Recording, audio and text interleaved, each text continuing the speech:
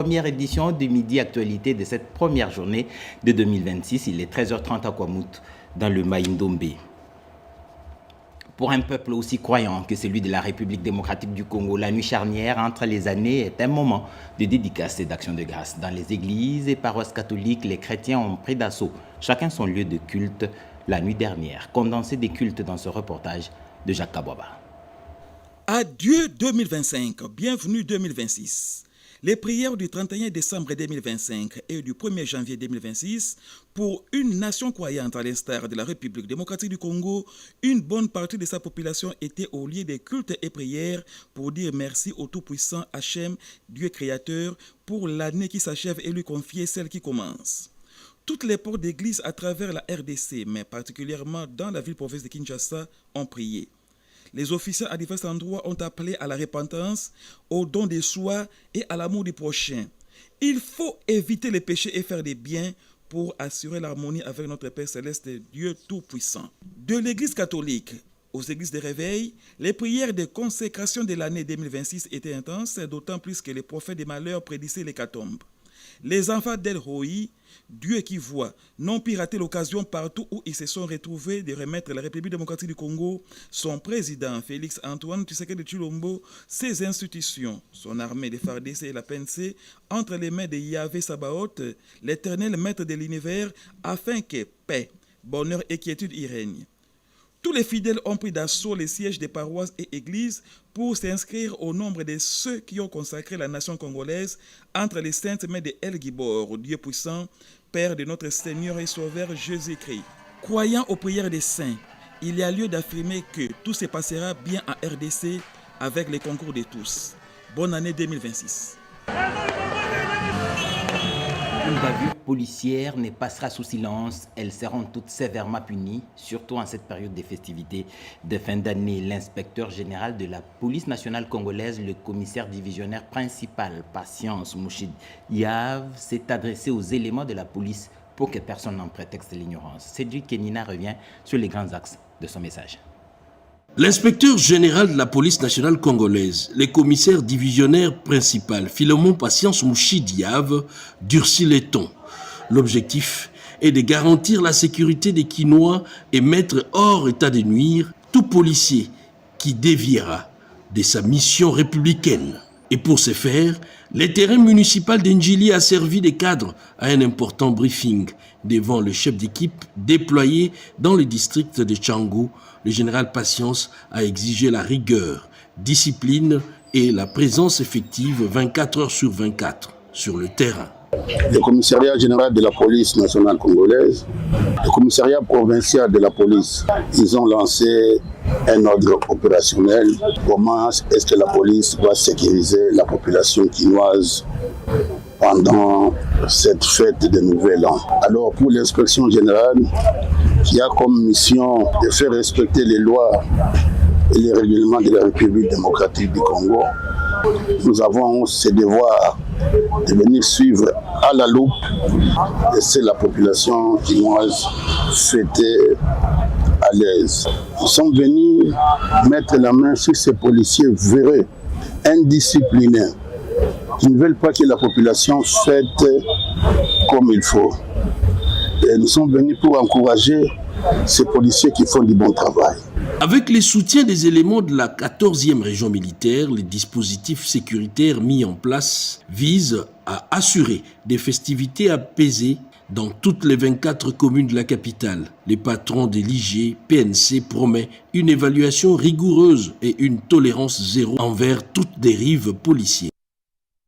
De Kelemi Mboujimaï, le vice-premier ministre de la Défense nationale, Guy Kambombo Modiamvita, a bouclé l'année 2025 par une tournée d'inspection militaire. L'objectif est clair, évaluer les dispositifs défense et inspecter les infrastructures. Un reportage de Sandra Nyangui et Geresto Fundje.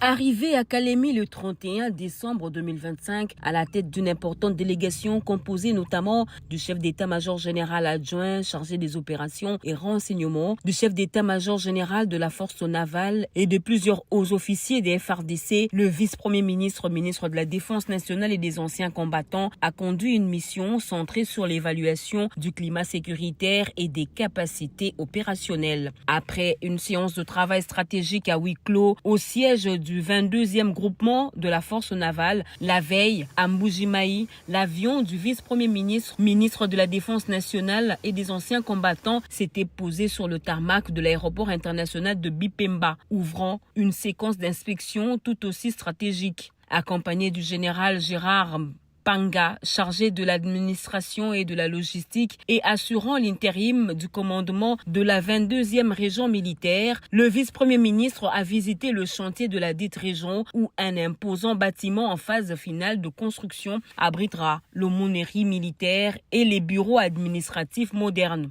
La mission s'est poursuivie dans le village de Benabilonda, territoire de Tchilenge, pour l'inspection de l'avancement des travaux de la future base militaire stratégique érigée sur une superficie de plus de 2280 hectares. Ce complexe accueillera à terme des centres d'instruction, des aérogares militaires, des logements, des structures sanitaires et des infrastructures ultramodernes. Cette tournée illustre la mise en œuvre concrète de la vision du président de la République, Félix Antoine Tshisekedi Tshilombo, résolument engagé dans la modernisation, la professionnalisation et la montée en puissance des forces armées de la République démocratique du Congo.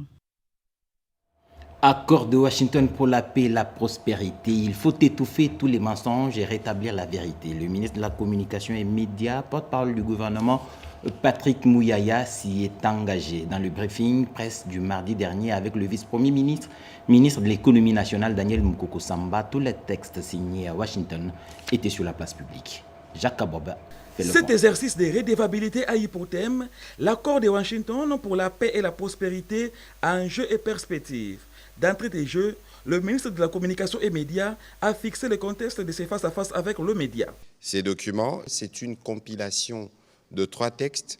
La ministre d'État, ministre des Affaires étrangères, avait signé avec ses homologues rwandais et américains l'accord de paix avec le Rwanda.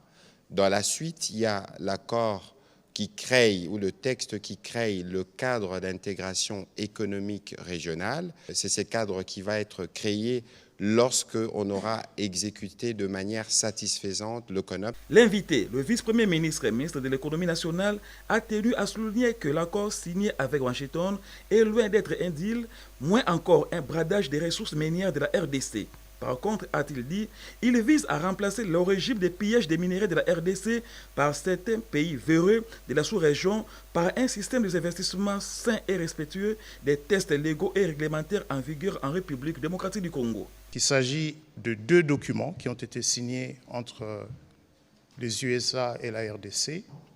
Le premier, c'est l'accord de partenariat stratégique signé du côté américain par le secrétaire d'État Rubio et du côté congolais par moi-même. Et puis un deuxième document, un mémorandum d'entente sur des questions de sécurité qui a également été signé du côté américain par le secrétaire d'État Rubio et du côté congolais par Madame la ministre d'État, ministre des Affaires étrangères, Thérèse Kaikwamba. Un accord cadre qui pose le cadre général dans lequel les 2 pays vont collaborer dans un certain nombre de domaines. Daniel Mukoko Samba a saisi cette opportunité pour expliquer cet accord dans les détails. Il a souligné que, par la signature de ce texte, la RDC a intégré le centre restreint des pays africains qui ont un partenariat stratégique avec les États-Unis d'Amérique.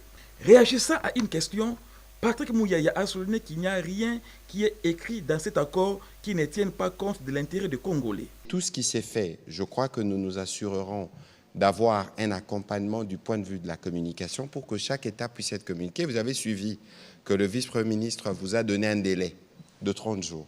Il vous a dit que la partie américaine avait au 22 transmis, la partie congolaise a transmis. Donc on constitue les comités des directeurs conjoints. qui va s'assurer de la mise en œuvre de ce qui avait été convenu, avec des rendez-vous dans les 30 jours, fournir la liste de projets.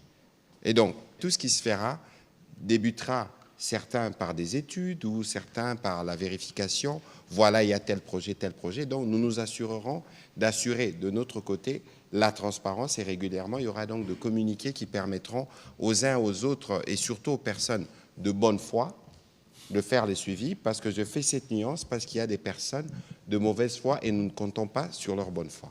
Au terme de ces briefings presse, le porte-parole du gouvernement a rassuré qu'une tournée sera effectuée dans les universités et aux autres lieux publics pour vulgariser ces partenariats stratégiques scellés avec les États-Unis d'Amérique. L'administration militaire de l'Ituri s'engage à mener des enquêtes approfondies pour élucider les circonstances du meurtre du journaliste Lolimbanga et apporter un appui substantiel à l'organisation de ses obsèques. Cet engagement a été pris après concertation avec la délégation des journalistes de Bunia, nous dit Célimani Junior. C'est aux environs d'1h du matin, ce lundi 29 décembre, que le caméraman Bangalore Thierry a été violemment agressé à son domicile situé dans le quartier Horo, appelé Gouvernorat par des individus non identifiés, armés de machettes. Alertés par les cris, les voisins venus à la rescousse l'ont transporté d'urgence à l'hôpital. Malheureusement, il a succombé à ses blessures. Peu après son admission, la disparition tragique de cet agent constitue une perte immense pour l'entreprise à déplorer. Banks Mubengwa Katonji, directeur provincial de la RTNC, qui appelle à l'ouverture d'une enquête afin de faire toute la lumière sur cet acte ignoble. Nous déplorons cet assassinat dans cet environnement où l'homme travaillait bien sûr à la radio-télévision nationale congolaise, où il a mis ses efforts bien sûr pour travailler aussi pour la paix. Nous déplorons cet assassinat. Nous sommes en train de demander aux autorités compétentes, comme elles l'ont toujours fait, de mener des enquêtes pour arriver à nous aider à mettre la main sur ces bourreaux et que la justice soit faite. Pendant ce temps, le bourreau de Thierry Rollet court toujours, profondément choqué par l'assassinat de ces chevaliers de la Plume. Le journaliste de Bunia se sont rendus au gouvernorat pour exprimer leur indignation. Ils ont exigé des autorités publiques de mesures concrètes pour garantir la sécurité des professionnels de médias. Nous restons à Ituri. Alors que l'année 2025 s'achevait, l'heure était à la réflexion, à l'espérance dans cette province. Dans un contexte encore marqué par les séquelles des conflits armés, les députés provinciaux Pierre Wonga invite les habitants de la province à tourner résolument le dos à la violence, saluant les efforts du chef de l'État, Félix Antoine Tshisekedi, pour le retour de la paix dans l'Est de la RDC. L'élu de Mahagi plaide pour une mobilisation collective en faveur d'un avenir apaisé et prospère en 2026. Le député provincial Pierre Wong rend hommage au chef de l'État et commandant suprême des forces armées et de la police nationale congolaise, Félix Antoine Tshisekedi Tshilombo, pour son engagement constant en faveur de la restauration de la paix dans la partie est du pays et plus particulièrement en Ituri. Souhaitant préserver ses acquis, le lit de Mahagi appelle les Ituriens à renoncer à la violence armée qui risque de compromettre le développement déjà amorcé dans cette province riche en potentialité.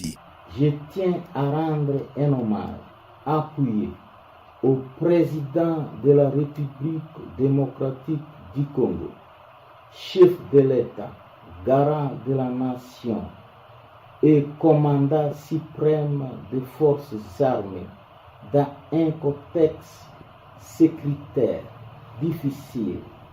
Il n'a cessé de constater des efforts constants, souvent au prix de sacrifices personnels, pour restaurer la paix dans la partie est de notre pays. En cette fin d'année 2025, il exhorte toutes les forces vives à unir leurs efforts autour d'un idéal commun, faire de l'année 2026 celle de la pacification et de la stabilisation totale de l'Ituri afin d'offrir des conditions de vie dignes à cette population laborieuse et résiliente. Dans le cadre du suivi de l'approvisionnement du marché intérieur, en cette fin d'année, le vice-premier ministre de l'économie nationale, Daniel Mukoko Samba, a effectué une série de visites dans plusieurs ports de la ville de Kinshasa. Gombe, Ntsele, rien n'a été laissé au hasard, nous dirons des pandas. Les vice-premiers ministres et ministres de l'économie nationale sur le terrain. Objectif, inspecter les ports de Kinshasa et s'imprégner de leur fonctionnement. Au port public de pêche de Kinkole, Daniel Mukoko Samba a constaté l'arrivée des sacs de grains en provenance des provinces du Kwilu, Maïndombe et du Kasaï. Il a également visité les rayons des cossettes de manioc. C'est un port qui accueille en moyenne 3 à 4 bateaux par semaine avec des produits agricoles et assure l'embarquement de produits manufacturés à destination de l'intérieur du pays. Au port de Baramoto, dans la commune de la Gombe, situé dans un pool de plusieurs ports répartis en 6 zones, on y trouve des bateaux métalliques d'une capacité de 3000 sacs de produits, jouant ainsi les rôles importants dans la distribution des denrées alimentaires vers la capitale. La visite s'est achevée au port du CDI Bouamanda, toujours dans la commune de la Gombe. Dans ce port, Daniel Mukoko Samba a inspecté l'usine de production d'une capacité de 100 tonnes par jour grâce à ces 2 unités de 50 tonnes chacune. Une production quotidienne de 10 000 sacs de 10 kg et 2 500 sacs de 25 kg pour les marchés de Kinshasa. Sanguina Toko Edouard, assistant du directeur général du CDI Bouamanda, salue cette visite encourageante. Bouamanda a nourri Kinshasa dans les années 90, 2000-2010, mais nous avons connu beaucoup de difficultés pour alimenter cette usine. Donc on peut avoir plus de 10 000 sacs de 10 kg jour ici.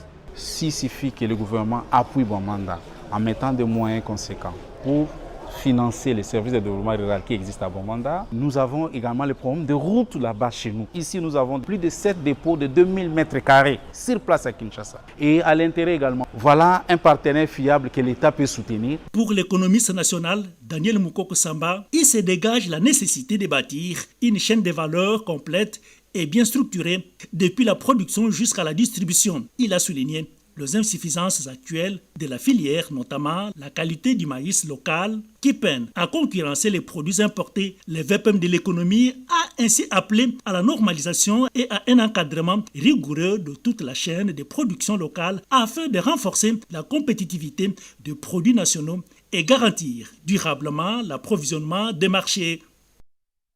Voici une nouvelle qui va soulager la population du territoire de Ouacha et les usagers de la route nationale numéro 26. Enfin, les ponts Bomokandi et Kidi, effondrés depuis 2 ans, viennent d'être rouverts au trafic par le gouverneur Jean Bakomito, qui au passage rend hommage au chef de l'État pour avoir entendu les cris de détresse de sa population. Damas et Solé.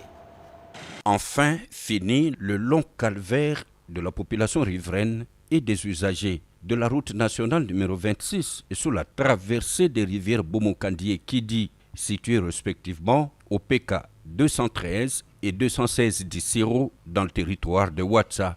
Le mardi 30 décembre 2025, le gouverneur du Haut-Uélé, Jean Bakomito Gambou, signe sur place la rouverture du trafic dans une ambiance de liesse populaire, salue l'implication de tous, rend hommage au chef de l'État et met en garde contre tout comportement incivique. Le pont Bomokandi est encore opérationnel après 2 ans de souffrance, ainsi que le pont Kidi. Pour ça, nous disons haut et fort que le président de la République est avec la population du Haut-Uélé et la population du Haut-Uélé est avec son président. Ces ponts s'étaient écroulés à la suite de mauvais chargements. Nous appelons les opérateurs économiques au patriotisme. À l'instar du directeur provincial de l'office de route, du chef de secteur Gombari, de l'administrateur du territoire et du ministre provincial des ITPR, le vice-président de l'Assemblée provinciale, honorable Joseph Tinda, entouré de ses collègues élus du coin, dit merci. Au nom de l'Assemblée provinciale du Haut-Uélé, ce dépôt sont remis dans le cadre de booster le développement du Haut-Uélé. Je demande à la population du Haut-Uélé de soutenir son Excellence le gouverneur de province afin de matérialiser la vision des chefs de l'État.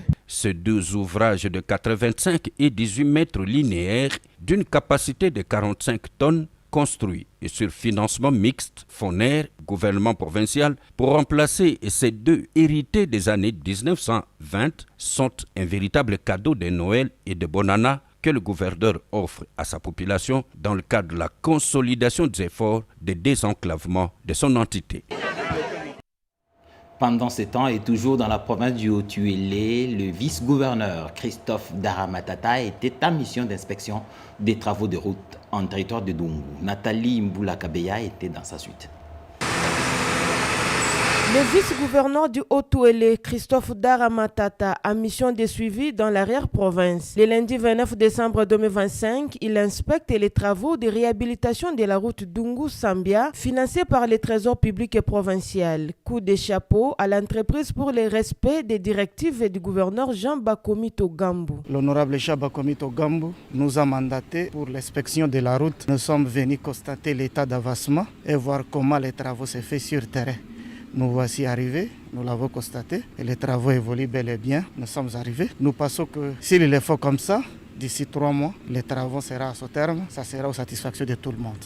Je le demande de le faire parce que la population attend cette route, de le faire avec toute conscience et de le faire aussitôt possible, qui pourra permettre aux usagers de circuler librement. Le ministre provincial des Affaires foncières, Jean-Louis Paipai, en sa qualité de fils et d'élu provincial du coin, remercie le gouverneur pour avoir tenu ses engagements vis-à-vis de la population. Nous remercions le gouvernement provincial pour la réalisation sur l'axe route 4 Sambia qui était impraticable. Mais aujourd'hui, nous apprécions vraiment l'avancement des travaux parce que cette réhabilitation a résolu plusieurs problèmes au niveau de l'axe route 4 Sambia. Signalons que cet axe routier abandonné depuis des années relie le territoire de Dungu à celui de Faradje voisin. Dans le Nord Kivu, la révolution agricole prend corps sur les terrains. À Mangina Mangundumu, dans le territoire de Béni, une nouvelle étape vient d'être franchie avec l'installation d'une pépinière de grande envergure par l'ONAPAC. Un signal fort pour la relance de cette relance économique, d'une région qui refuse de plier face à l'insécurité imposée par le Rwanda. Dans le cadre de la matérialisation de la vision du ministre d'État et ministre de l'Agriculture, Excellence Moïno Zangi Butondo, celle de la révolution agricole agressive, une nouvelle pépinière vient d'être installée à Mangina Mangodomu, en territoire de Béni par l'ONAPAC, l'Office national des produits agricoles. C'était à présence du chef de division provinciale de l'agriculture au Nord Kivu. Selon l'agronome de l'ONAPAC Béni, Anselme Mouyayalo, 70 000 platules de café et 100 000 de cacao seront prêts d'ici 6 mois. Notre objectif ici, c'est produire 100 000 plantules par phase. Donc dans 6 mois, nous espérons produire par phase 75 000 pour emblaver 70 hectares. Après Mangina, la délégation s'est rendue à Matembo, où une autre pépinière est en cours d'aménagement par OAV, une organisation humanitaire œuvrant pour l'assistance aux vulnérables. Un effort salué par le chef de division provinciale de l'agriculture qui a félicité Mme Kassera Sivialéana Alphonsine, directrice de l'ONAPAC secteur de Béni. Après 3 ans déjà, on aura vu les premières productions. La division est là pour encadrer effectivement les petits producteurs. Une initiative qui redonne espoir aux agriculteurs et ouvre la voie vers la relance économique dans cette région longtemps affectée par l'insécurité. À plus de 1000 km de là, nous sommes dans le nord Ubangi. L'Assemblée provinciale a officiellement clôturé sa session de septembre. Et comme de tradition en pareilles circonstances, un seul point était à l'ordre du jour, le discours du président de cette première institution provinciale, Caroline Ndoba, pour le reportage. La session parlementaire de septembre s'est clôturée ce mardi 30 décembre 2025 à l'Assemblée provinciale du Nord Ubangi. C'est au cours de la plénière tenue ce mardi 30 décembre 2025 à l'hémicycle de Motel Nzekele que les élus provinciaux du Nord Ubangi ont clôturé solennellement le travaux de la session parlementaire du septembre 2025. Un seul point étant à l'ordre du jour, à savoir les discours de clôture de l'honorable président du bureau de l'Assemblée provinciale du Nord Ubangi, honorable Achille Kwambo Goudakis, qui a dans son discours présenté au nom de tous les élus du Nord Ubangi ce vœu de bonheur, de paix et de prospérité pour l'année 2026 au président de la République Félix Antoine Tshisekedi Tshilombo. Très chers collègues, À l'instant où nous clôturons la présente session parlementaire, je voudrais, avec un sens élevé de responsabilité institutionnelle, adresser à chacun d'entre vous un vibrant appel au respect scrupuleux de nos obligations et à la préservation du climat de paix qui doit toujours régner au sein de notre auguste Assemblée. Je ne peux clore cette allocution sans présenter mes vœux de bonheur, de prospérité et de longévité à son Excellence, M. Félix Antoine Tshisekedi Tshilombo, président de la République, chef de l'État. Puisse l'Éternel Dieu le combler de sagesse pour la gestion de notre grand et beau pays, la République démocratique du Congo. À toutes et à tous, bonne et heureuse année 2026. C'est avec ce mot que je déclare clos les travaux de la session ordinaire de septembre 2025 à l'Assemblée provinciale du Nord-Ubangi.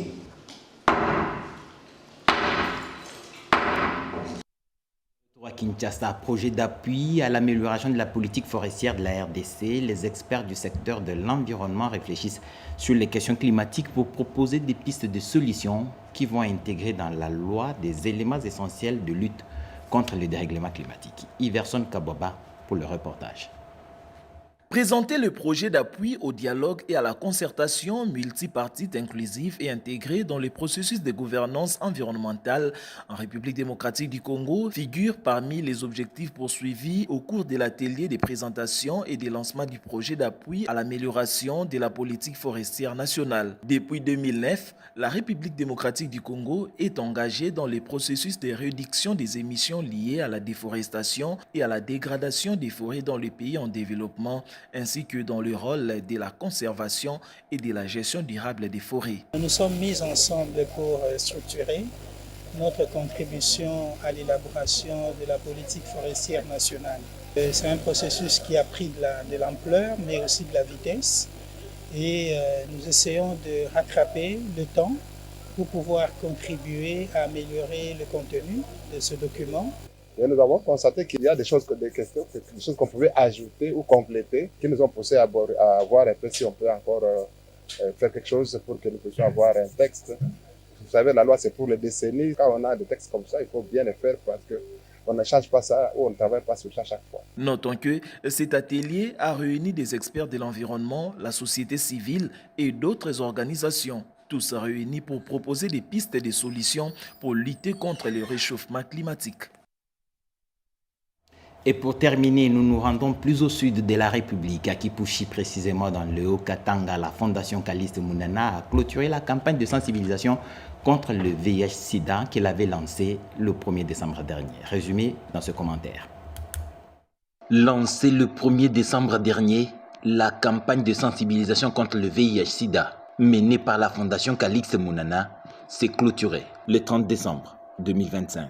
Menée sous le thème pour une jeunesse saine sans sida, cette campagne a touché différents milieux. Après plus de 36 ans de lutte, l'engagement reste total pour la Fondation Caliste Mounana. La présidente Nathalie Aziza Mounana, accompagnée de l'honorable député national Guy Geoffrey Mounana Ramazani, a mené une longue procession dans la ville de Kipushi. Le cortège, constitué des différentes associations de la jeunesse de Kipushi, les médecins de la Fondation Caliste Mounana, des veuves de la Fondation, des joueurs du Football Club Mounana, des scouts, des volontaires de la Croix-Rouge, des différentes confessions religieuses, des Kipushi entre autres, les kimbanguistes musulmans orthodoxes catholiques et églises de réveil, a traversé la cité avant d'arriver à la paroisse Saint-Charles-Luanga. Ce lieu est hautement symbolique. C'est ici, il y a plus de 3 décennies, que Nathalie Aziza Mounana a pris l'engagement de servir dans la lutte contre le sida. La marche était aussi placée sous les signes de la prière pour la patrie. L'abbé Maurice a élevé l'office en faveur du président de la République Félix Antoine Tshisekedi, implorant le retour effectif de la paix dans l'est de la RDC. Dans sa brève allocution, Nathalie Aziza Mounana a renouvelé son appel aux habitants de Kipushi et à travers eux, à toute la population congolaise, soutenir le chef de l'État sous toutes les formes possibles, y compris par la prière. Un message de solidarité nationale et de soutien aux institutions réitéré par les députés Guy Geoffrey Mounana Ramazani. Reconnaissant envers la Fondation Caliste Mounana pour cette initiative, les responsables des différentes structures d'encadrement des jeunes ont exprimé leur gratitude. Nous terminons avec ces vers de Max Hernan. Évite les gens bruyants et agressifs. Ils sont une vexation pour l'esprit. Si tu te compares aux autres, tu pourrais devenir vain ou amer, car il y a toujours plus grand et plus petit que soi. C'est une pensée de Desiderata. Croyez en Dieu, quelle que soit votre conception de lui. Encore une fois de plus, bonne année 2026. Et bonne suite des programmes sur la télévision nationale. Au revoir.